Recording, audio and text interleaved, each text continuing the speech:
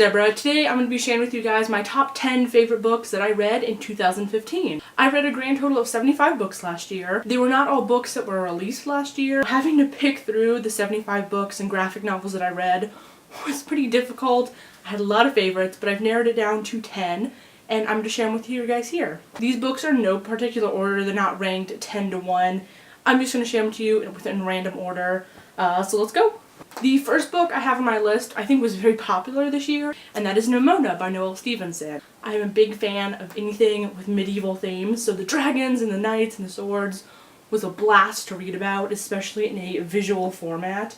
And I think the combination of both medieval and this kind of magical science thing they had going on was just, it was so much fun to read about. The relationship between Nimona and Lord Blackheart grew so well throughout this. I really felt like the relationship was genuine. Highly recommend for anybody who loves graphic novels. The next book I have on my top 10 list of 2015 is actually one that I've been wanting to read since it came out in 2014, but I never got around to it. That book is As You Wish, Inconceivable Tales from the Making of The Princess Bride by Cary Elwes. If you don't know who Cary Elwes is, he is the man who played Wesley in the movie adaptation of The Princess Bride. The Princess Bride is one of my all-time favorite movies. I could watch it over and over and over again. So getting a deeper look into what went into making it and his viewpoint from it was really, really fascinating. He had little stories about filming and the casting process, read-throughs, all the different other people and characters in the movie.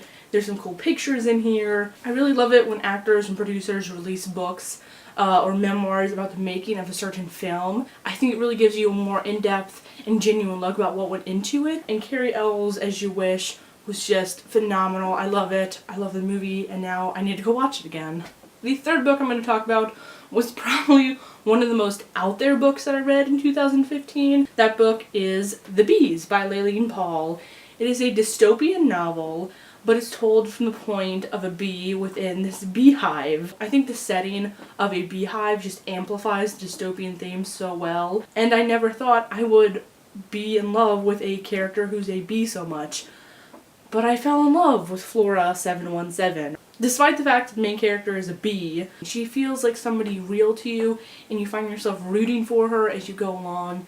If you like dystopian fiction, or if you just like quirky books, I would highly recommend to pick this up. Definitely one of my top favorite books of all time, not just of last year. The next book I have was something that I picked up on a recommendation from somebody, and I really didn't think I was going to like it. But here we are. Top 10 favorites, and it's on my list, and that book is You by Caroline Kepnes. This is really not a book that I would normally read.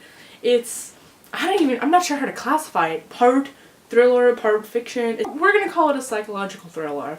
You follows the perspective of a man named Joe who instantly falls in love with a girl who walks into the bookshop and where he works one day, and he proceeds to stalk her. A very engaging aspect of this book was the fact that Joe is not somebody who you're really supposed to, I guess, root for. He's not a nice guy. But at some points as I was reading this, I forgot what he had done. I forgot all these horrible things. He's got this very dark sense of humor. You want to laugh along with him. You kind of want to be friends with him. And you're kind of pulled in by Joe when he was charming and darkly funny, and I forgot what he did. I was like, oh, I like this guy. And then you see what he's doing. He goes to these extreme and very dark and horrible lengths to get with Guinevere Beck. This is a very strongly written book. It pulls you in and messes with your mind. Despite the fact that I went into this book with a lot of hesitations, I'm so glad I picked it up. This has another book coming out this year called, I think, Hidden Bodies. I cannot wait to read it. I want to read it now. The next book on my list is another nonfiction book, and that is Big Magic by Elizabeth Gilbert. Elizabeth Gilbert also wrote Eat, Pray, Love, which I also read last year, and I didn't really enjoy it. And I know a lot of people enjoy Eat, Pray, Love. It was just okay to me. Big Magic is a series of short chapters, almost like very small essays, on how Elizabeth Gilbert encourages people to live creatively. And I found myself thinking about this book. I would read part of it and then stop reading, not because I didn't like it, but because I needed to process what she was talking about. I needed to think about it. And that, for me, is a very strong sign that this book is doing something for me that other books have not yet given me. It is a wonderful book. It's encouraging. It's uplifting. That was probably the book I got the most out of that applied to my personal life. Book 6 on my list is a debut novel that was released last year, and that is Everything Everything by Nicola Yoon. First of all, can we just talk about this cover? Look at how beautiful this is! I love this cover. Everything Everything is a young adult novel that tells the story of Madeline, a young girl who is allergic to basically the world. She is not allowed to leave her house, she can only eat certain foods, she has to have all her books and clothes ordered in from special places so they're brand new and untainted by dust and allergens. Madeline is a very creative, imaginative young girl, and one day neighbors move into the house next door. And that is where Madeline ends up meeting Oliver, and they begin to develop a relationship. Now, I'm not somebody who normally goes for anything young adult that has hints of romance. It's really just not my thing. But I picked this up, I started reading it. I think this is one of the strongest young adult novels I've ever read, and it's also a debut novel, so definitely says something about Miss Yoon's writing. The story was just completely engaging. I wanted to know what happened. I had to keep reading it. I didn't want to put it down at all. I wanted to see where Madeline and Oliver went. I wanted to see how the story developed. And something happens near the end. I won't spoil it. I honestly did not see this coming. Sometimes in young adult novels I feel the plot is set up a little too easily and readers can sense what's coming if not completely predict it. I didn't. I think I was too engaged in the story to kind of look ahead. Maybe if I had really tried, but this was expertly written in my opinion. Very, very beautiful, and it was moving. It really made me want to read more by Nicola Yoon, so I hope he writes something else soon. Number 6 on my list is a book that I had been eyeballing for a little while, and then somebody gave it to me for my birthday, so I read it, and that is The Elegance of the Hedgehog by Muriel Barbery. This book takes place in France and has two perspectives. One is the perspective of a young girl named Paloma who lives in an apartment building. The second perspective is an older woman named Renee who is the apartment building's concierge. Paloma is a 12-year-old, very, very smart girl who lives in the building, and she has lots of problems with her family. She thinks they are all very stupid. Renee, the woman downstairs, sees the people in the apartment building. She gives her commentary on them, but she also hides herself from them. She tries to portray herself as very cranky, almost stupid woman herself, but really she is a voracious reader. She loves art, she's very intelligent, and as this book goes on, it shows connections between the two of them and how very similar they are.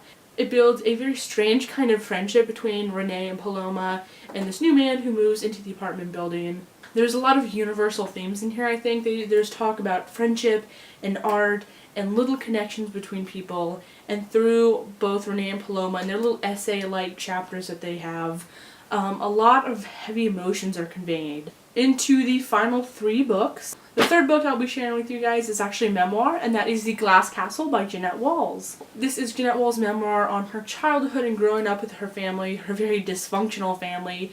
They move back and forth across America several times. Her father really can't keep a steady job. Her mother is a little bit of a hippie. Jeanette Walls weaves a very beautifully honest picture of her family, and I felt honored to be able to read this. Despite the fact that their family is very dysfunctional and weird, there's a very serious love going on there, and you can see that, and the different things that Jeanette Walls talks about really shows you what a family is. And I don't read too many memoirs or biographies. I'm trying to. This one was absolutely stunning. Down to the last 2. This next book I'm going to talk about definitely, I think, has my favorite protagonist of last year. And that book is I'm the Messenger by Marcus Zusak. Ed Kennedy is the main protagonist in this book. What a fun guy to read about. Ed Kennedy is just kind of living his life. He hangs out with his friends, one of whom he's in love with. He drinks a lot of coffee, he goes to work where he is a cab driver, and then one day he gets a letter in the mail. I don't want to say too much about this without giving it away, but he becomes a messenger, and he is given tasks and things that he must accomplish. This is very suspenseful and funny all at the same time.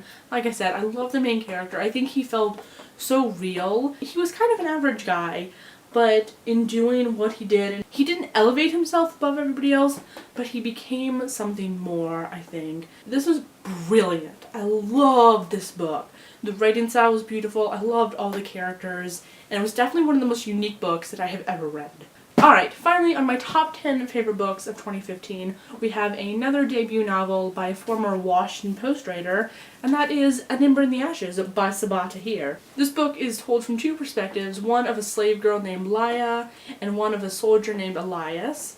Laia is a slave girl trying to get her brother back after her family was essentially ripped apart by soldiers of this world. Elias is a soldier training at an academy where he doesn't want to be there. He wants to get away and he's planning his escape, but then things happen. I'm shocked this was a debut novel. It was so well written.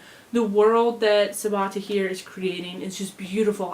I am completely entranced by all the different aspects of it, about their magic, about all the Greek and Roman kind of influence that this world has. It makes it both very relatable and strange and new at the same time, which is a very good combination. Sometimes when novels are told from two perspectives, it switches back and forth.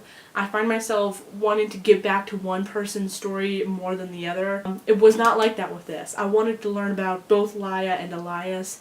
They were two very engaging characters, well written. I'm seeing a lot of character growth already start to happen in small ways. I want to know what happens to them. I need the next book. So there we go. Those are my top 10 favorite books that I read in 2015.